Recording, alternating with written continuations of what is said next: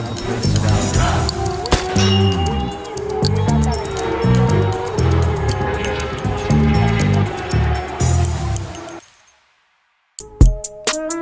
Look to the left, make sure my vision is right. I gotta creep through the night, turn on the lights, make sure nobody in sight. Hotbox this shit through the night, GTA Vice, switch to a different device. Can't let them see through the night, look at the ice. I like the flashing that light, don't make it hot through the night. They know when I get in my mode, I be that nigga that's chillin' but small like Nicodemo Scarfo, also known as Little Nicky, was born on March 8, 1929 in New York City.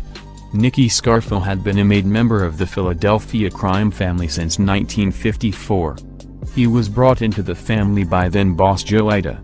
Young Scarfo was ruthless and a good earner, which was what helped him get made.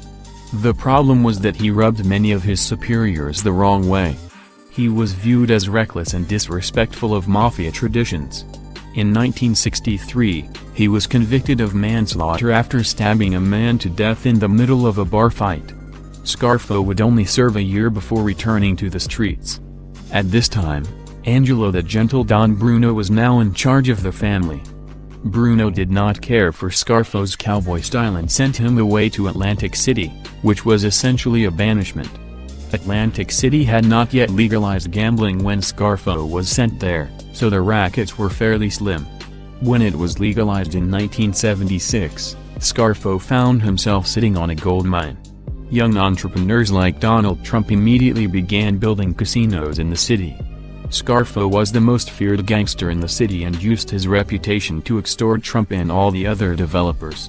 Scarfo's main gig was forcing the developers to use his construction companies, such as his concrete company Scarf Incorporated. They had no choice but to comply, as Scarfo could both intimidate personally and cause work stoppages. Scarfo also developed skimming operations inside the casinos once they were erected. Nicky was essentially a vampire sucking the money slowly out of the casinos. If developers didn't cooperate, Nicky wouldn't hesitate to have them killed. Renegade mobsters would get the same treatment, such as Vincent Falcone. Falcone foolishly decided to test Scarfo's power and would be gunned down by Nicky's nephew Crazy Phil Lanetti. Scarfo even had a judge murdered who wouldn't give one of his underlings a light sentence. The Philly mob family ran smoothly throughout the 1960s and 1970s under the Bruno regime. That would all change on March 21, 1980, when Bruno was shot and killed while sitting in his car. The Gentle Don era had come to a screeching halt and times were about to change for the worse. The hit was organized by Tony Bananas Capo Negro, Bruno's consigliere. This murder set off a series of betrayals and murders that would throw the family into a violent chaos over the next couple of years. First, Capo Negro was killed on orders of the New York Commission, who hadn't sanctioned the Bruno hit. Capo Negro's bullet-riddled body was found with dollar bills stuffed in his mouth and anus, a clear message as to why he was killed. The next boss would suffer a similar fate to Bruno. Philip Chicken Man Testa would take over the family, but he would last less than 1 year. On March 15, 1981, Testa was blown to pieces by a nail bomb that was planted under his front porch. It was a brutal hit even by mob standards, and once again the job of Philadelphia mob boss was up for grabs. Scarfo saw this as his opportunity for a power grab. He was given the go-ahead by the Genovese crime family to make his move. He enlisted Testa's son Salvi Testa to kill Frank Narducci, the capo behind his father's murder. Nicky Scarfo, once banished from Philly, was now the boss of the family.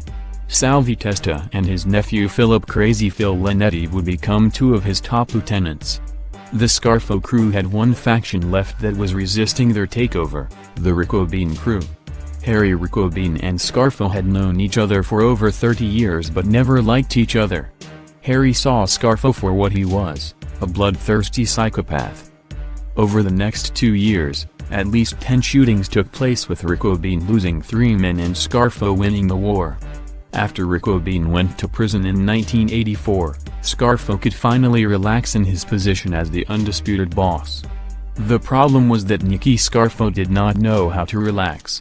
On top of being greedy and violent, he was about to display that he was also jealous and extremely paranoid.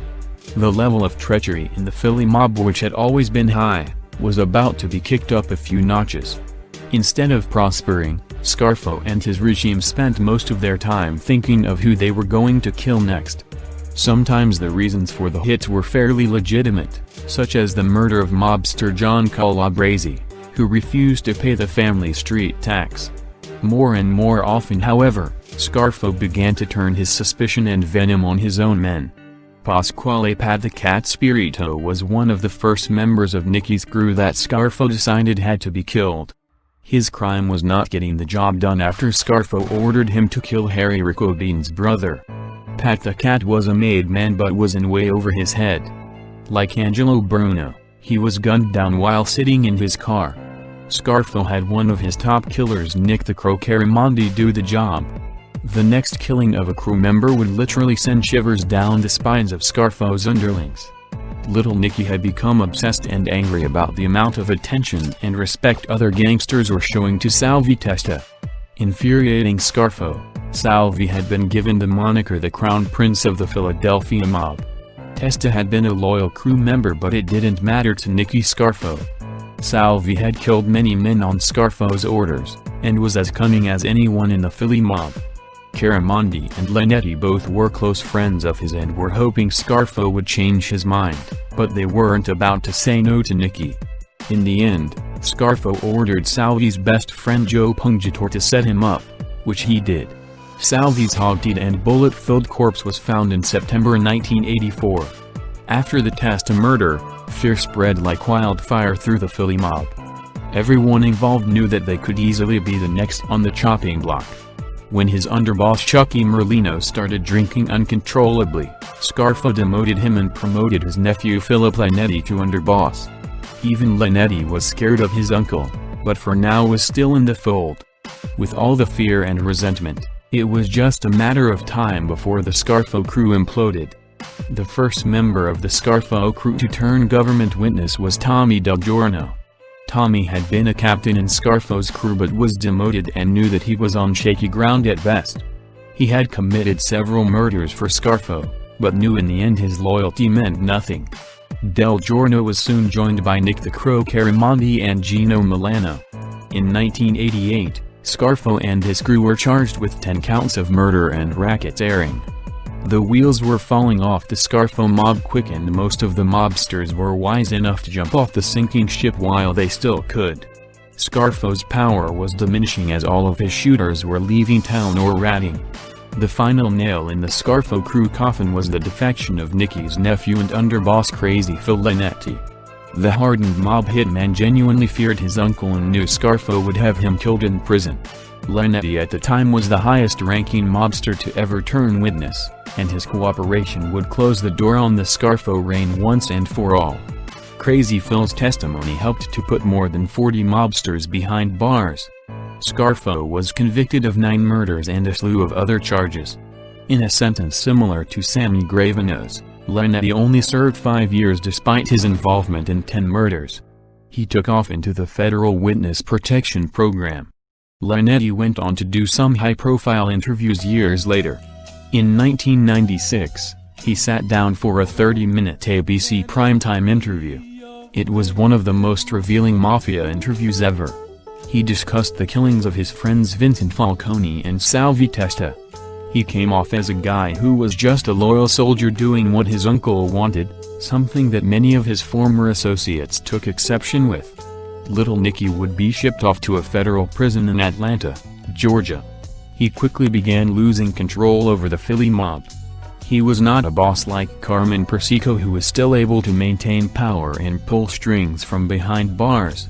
Nicky's influence was gone, and there was little of his old crew out on the streets anymore. They were dead, in prison, or in the Witness Protection Program. Scarfo did put an associate named John Stanfa in charge when he left.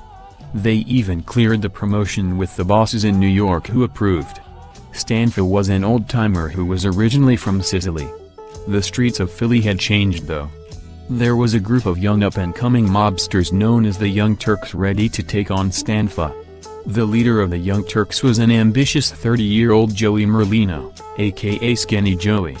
He's the son of Chucky Merlino, The former Philly underboss demoted years earlier for excessive drinking by Nicky Scarfo. The younger Merlino is suspected of shooting Scarfo's son Nicky Jr. in 1989 as family revenge. By the early 1990s, Stanfa and Merlino were at war. It was Merlino and the Young Turks who came out on top, even after taking 4 bullets himself. Skinny Joey has proven to be a mafia boss with staying power. He has maintained control over the Philly mob for almost 25 years now. At times, he has put others in charge while he dealt with legal troubles. Today, he spends his time going back and forth between Philly and Florida. While all this was going on, Scarfo was languishing away in federal prison. One can imagine how infuriated he must have been to hear about his empire crumbling, only to be took over by the man who shot his son. Scarfo could do nothing about it. He also was still gutted by the defection of his nephew Crazy Phil. The 87-year-old former boss passed away from natural causes in January 2017.